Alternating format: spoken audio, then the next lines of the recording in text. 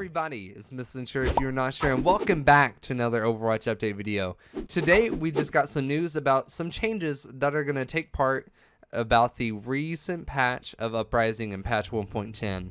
So recently they added a progress meter to 2 CP maps or control maps in general. So what they did is that you have a certain degree of capture points that you get.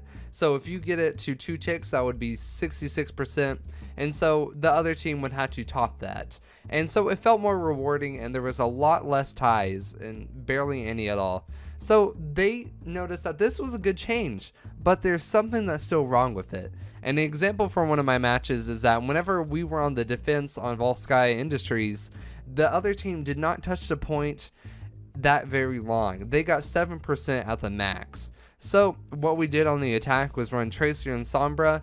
We waited and coordinated and let our attacking team at the choke distract them, and me and Sombra, we ran to the point and back capped it because that 7% was so low and easy to get, because having somebody not defend the choke and having to sit back on the point to capture it is not really reasonable.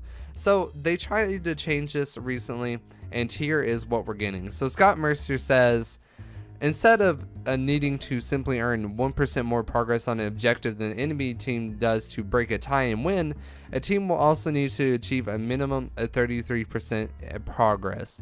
Here's some examples. Team A attacks the first objective of Hanamura, but only gains 10% after a really rough offensive round. Team B then attacks, but they can only gain 20%.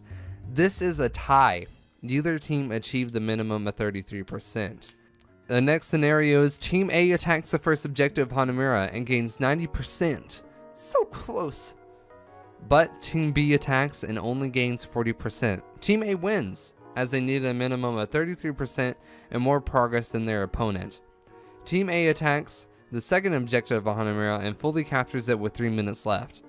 Team B attacks the second objective of Hanamura and captures it in overtime with 0 minutes left.